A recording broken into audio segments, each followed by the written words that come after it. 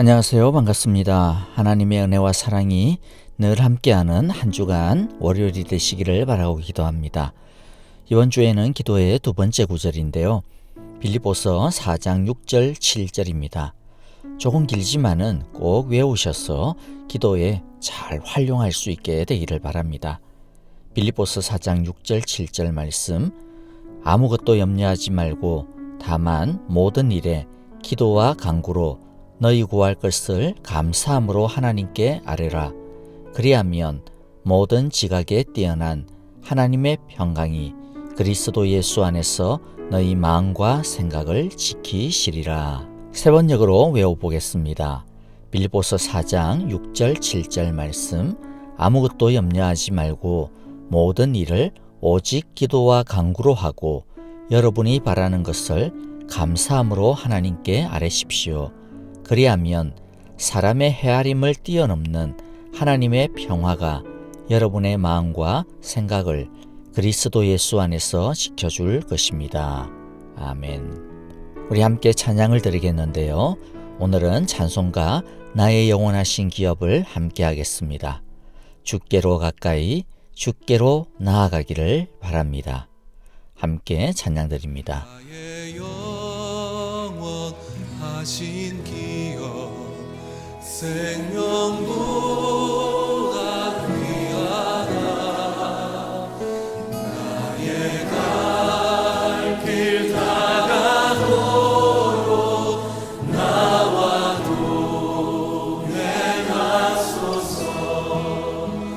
주께로 가까이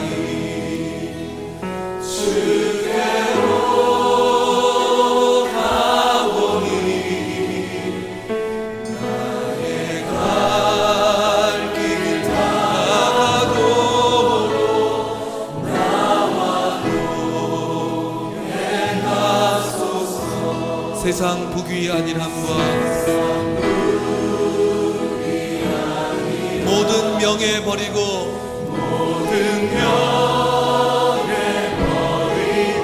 험한 길을 가는 동안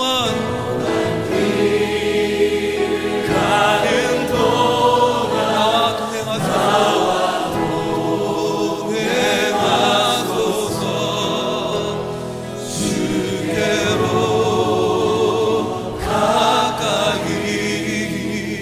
주께로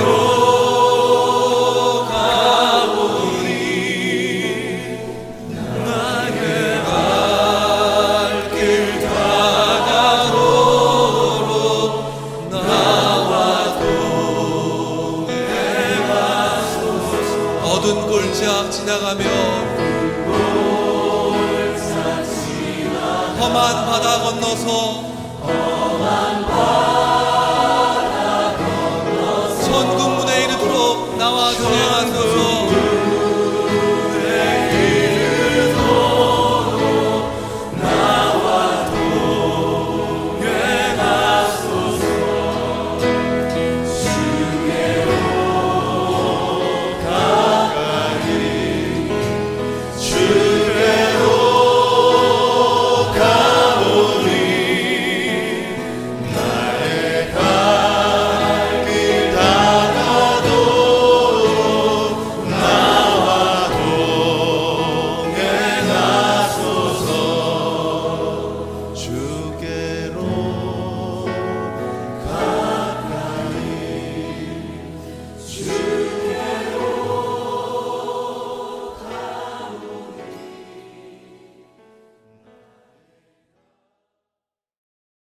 이제 말씀을 보겠습니다.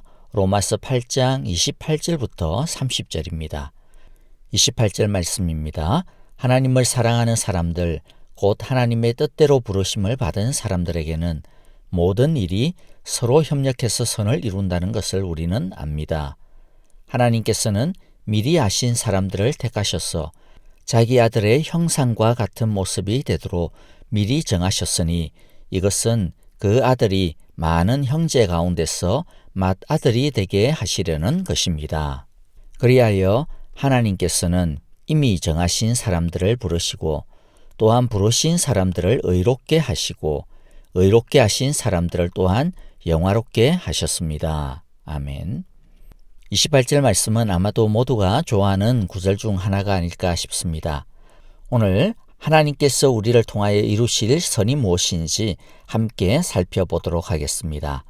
첫 번째, 선을 이룬다라고 하는 이 약속은 모든 사람을 위한 것이 아님이 분명합니다. 28절은 분명히 이것에 해당되는 특정한 사람들이 따로 존재함을 말하고 있습니다. 그 사람들은 하나님을 사랑하는 사람들이며 또 하나님의 뜻대로 부르심을 받은 사람들입니다. 이것은 분명히 그리스도인을 묘사하는 것입니다. 그러니까 하나님께서 협력하여 선을 이루신다라고 하는 이 약속은 특별히 우리 그리스도인들을 위한 약속입니다.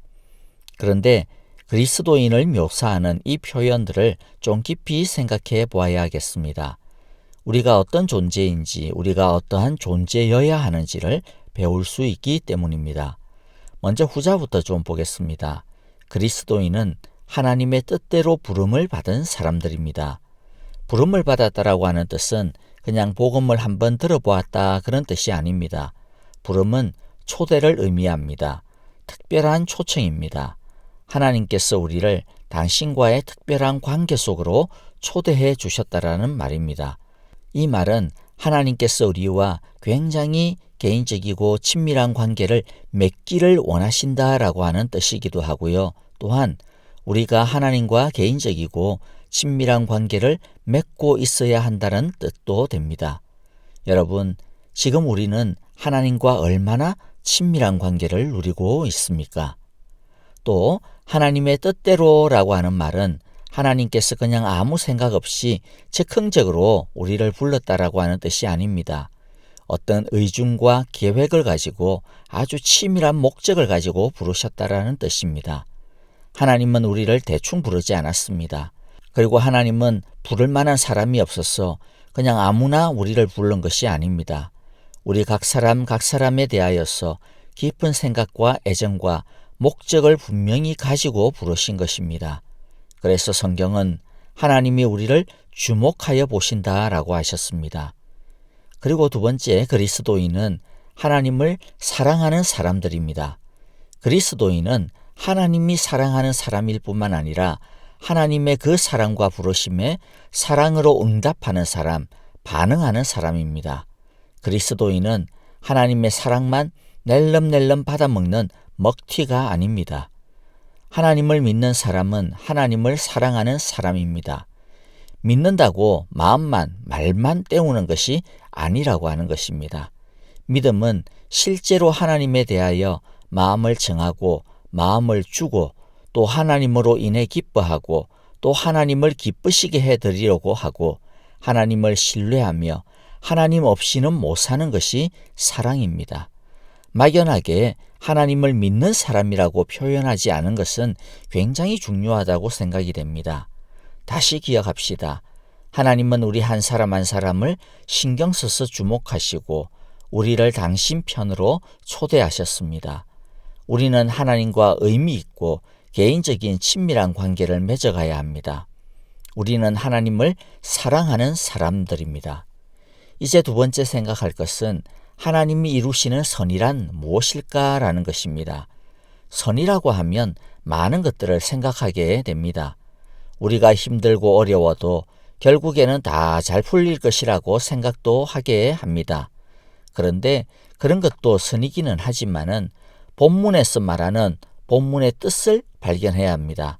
그래야 우리가 자신이 듣고 싶은 것을 골라 듣지 않을 수 있습니다. 우리가 기대하는 답변이 아니라 하나님이 계획하신 답을 들어야 할 것입니다. 선에 대한 힌트는 29절에 있습니다. 왜냐하면 28절과 29절은 왜냐하면이라고 하는 단어로 연결이 되어 있기 때문입니다. 우리 성경에서는 그게 좀 표현이 되지 않아서 아쉽습니다만은 왜냐하면이 분명히 있습니다. 그러니까 하나님이 이루실 선은 다름이 아니라 자기 아들의 형상과 같은 모습이 되도록 하는 것, 이것이 진짜 선입니다. 하나님은 우리를 예수님처럼 사랑스럽고 고귀하고 참되고 지혜롭고 굳세고 선하며 기쁨을 주고 관대하도록 만들어가기를 원하십니다. 예수님을 닮은 인격으로 새롭게 되기를 원하시는 것입니다. 다른 말로 하면 성화요, 거룩이 하나님이 원하시는 선입니다. 하나님은 우리가 법적으로만 하나님의 자녀로 상속자가 되는 것으로 만족하지 않습니다. 하나님은 우리가 진짜 하나님의 자녀가 되기를 원하십니다. 그래서 우리가 진짜 하나님의 가족의 일원이 되기를 원하십니다. 그러려면 하나님 나라의 가풍을 익혀야 합니다. 다시 한번 기억합시다. 진짜 선이라고 하는 것은 그저 우리가 편해지는 것, 모든 게 술술 잘 풀리게 되는 것, 그런 것이 아닙니다. 진짜 선은 예수님을 닮는 것입니다. 진짜 선은 거룩한 것입니다. 진짜 선은 예수님이 우리를 동생으로 불러주는 것입니다. 세 번째 이제 우리가 볼 것은요, 하나님이 당신의 선을 이루어가는 과정이 어떤가 하는 것을 좀 봅시다. 30절인데요. 그리하여 하나님께서는 이미 정하신 사람들을 부르시고 또한 부르신 사람들을 의롭게 하시고 의롭게 하신 사람들을 또한 영화롭게 하셨습니다. 자, 한 개씩 좀 살펴보죠.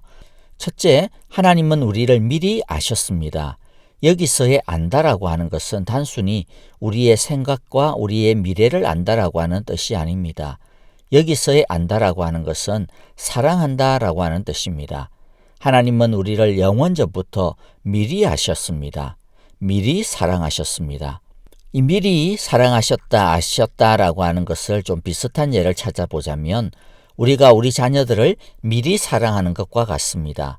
우리는 우리의 자녀를 우리 자녀들이 태어났어야 사랑하는 것이 아니지 않습니까? 태에서 만들어지기도 전에 미리 기대를 가지고 미지의 그 아이를 미리 사랑하고 있었습니다. 이것처럼 하나님께서는 우리가 만들어지기도 전에 우리를 미리 사랑하고 계셨습니다. 두 번째, 하나님은 우리를 미리 정하셨습니다. 우리를 구원하시기로 미리 뜻을 정하셨고 미리 계획을 세워두셨습니다.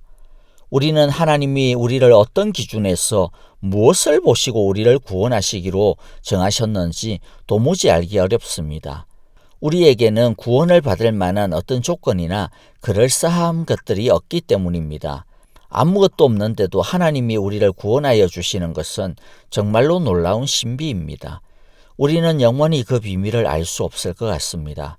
그래서 우리는 하나님이 영원 전부터 당신의 기쁘신 뜻을 따라서 우리를 구원하시기로 미리 정하셨겠구나라고 추측할 수밖에 없는 것이죠. 그래서 미리 정하셨다라고 하는 이 말은 우리를 낮춥니다. 어느 누구도 나는 하나님의 구원을 받을 만한 자격이 있는 사람이야 라고 말할 수 없게 만드는 것이 미리 정하심입니다.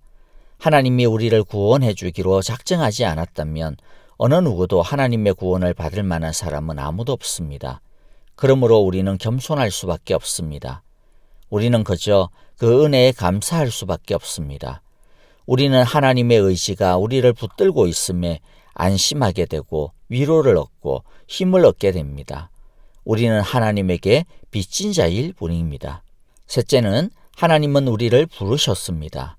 우리가 하나님을 찾으러 나선 것 같아도 하나님이 우리를 그 전에 이미 부르신 것입니다.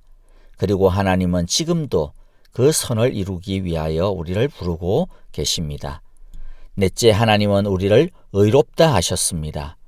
이것은 하나님이 그리스도의 구원 사역에 근거하여 우리를 법적으로 의롭고 흠이 없다라고 선고하고 대우하신다라는 뜻입니다. 우리가 비록 부족함이 많고 흠이 많아도 우리는 하나님의 의롭다함을 받은 하나님의 의인들입니다. 그리고 아기가 그 키와 지혜가 자라가야 하듯이 우리도 말씀 안에서 그 의가 자라가야 합니다. 태어났으면 자라야 하지 않겠습니까? 생명은 자라는 것이 특징입니다. 의롭다라고 선은 받은 것이 끝이 아닙니다. 이제는 의로운 자답게 살아가야 되고 성숙해져 가야 합니다. 의를 이루어야 하는 것입니다. 다섯째, 하나님은 우리를 영화롭게 하셨습니다. 영화롭다라고 하는 것은 모든 죄를 다 제거하고 몸과 영혼이 완전해졌다라고 하는 뜻입니다. 이것은 완전히 다 자란 상태입니다. 그리스도의 형상이 충만해진 상태입니다. 이것은 죄된 이 세상에서 이루어지는 것이 아니라 나중에 예수님께서 재림하실 때 이루어질 소망입니다. 그런데 바울은요, 굉장히 독특하게 이 미래에 이루어질 영화를 미래형 동사로 사용하지 않고 과거형 동사로 사용해서 말합니다. 그래서 영화롭게 될 것이다 라고 말하지 않고 하나님이 우리를 이미 영화롭게 하셨다라고 표현을 합니다. 이것은 미래의 내용이지만은 너무나도 확실하다라고 하는 뜻입니다. 너무나도 확실해서 이미 일어난 일과 같은 것이라고 하는 뜻입니다. 말씀을 정리하겠습니다. 우리가 하나님의 상속자로서 진정한 상속자로 서기까지는 많은 훈련과 고난이 따릅니다. 위기도 있고 어려움도 있고 실패와 좌절도 있을 것입니다. 그럴 때 사탄은 하나님이 너의 상속권을 빼앗아갈 거야 라고 겁을 줍니다. 우리의 모습을 보면 진짜 자격이 없기 때문에 상속권을 잃어버리는 것이 아닌가 그렇게 생각이 들기도 하고 그게 오히려 차라리 공정한 것 같다라고 하는 마음도 들립니다. 그러나 하나님은 우리를 미리 아시고 정하시고 부르셔서 의롭게 하셨기 때문에 당신이 목적하신 그리스도의 형상을 이루는 의를 절대로 중단하지 않으십니다. 어떤 일이 있어도 그 모든 것들을 다 사용하여 동원하여 협력하여 선을 완성시켜 가실 것입니다. 그것은 너무나도 확고부동합니다. 선을 이루실 것이라는 것은 막연한 미래의 기대가 아닙니다. 그것은 확실한 사실입니다. 하나님이 우리를 영화롭게 하셨습니다. 우리는 예수님 안에서 영화롭게 될 것입니다. 아멘. 주님의 기도를 드리겠습니다. 하늘에 계신 우리 아버지, 아버지의 이름을 거룩하게 하시며 아버지의 나라가 오게 하시며 아버지의 뜻이 하늘에서와 같이 땅에서도 이루어지게 하소서. 오늘 우리에게 일용할 양식을 주시고 우리가 우리에게 잘못한 사람을 용서하여 준 것 같이 우리 죄를 용서하여 주시고 우리를 시험에 빠지지 않게 하시고 악에서 구하소서. 나라와 권능과 영광이 영원히 아버지의 것입니다. 아멘. 찬양과 더불어 기도하겠습니다. 주여, 주의 뜻을, 주의 선을 이루어 주소서. 예수님을 닮아가게 하소서라고 기도합시다. 코로나 바이러스로부터 모든 사랑의 교회 가정과 일터, 선교사님과 사역을 안전하게 보호하여 주소서라고 기도하시고요. 아프신 성도님들, 박윤경 전도사님, 한국에서 치료 중에 있는 김윤호 아기, 송영걸 목사님, 김성덕 목사님을 위하여 기도해 주시기를 바랍니다. 하나님의 선이 이루어지는 월요일이 되시기를 바라고요. 한 주간도 건강하십시오. 감사합니다. 안녕히 계십시오.